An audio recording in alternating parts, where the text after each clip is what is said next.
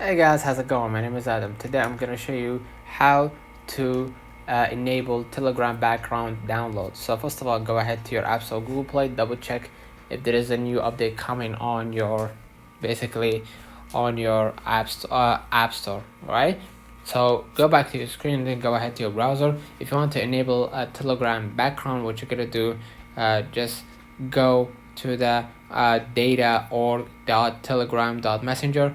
Now you've reached your desired location. Now look at the temp file that of that file which you are downloading. You simply won't get it by its name. Like if you've downloaded 50 megabytes of the file, temp will be 50 megabytes. You'll locate the file by its size, and then you're gonna be able to download them. So basically, that's it. All right. So let me know in the comments if this video helped you. Don't forget to like and subscribe. Turn on the notification bell to receive every video we upload.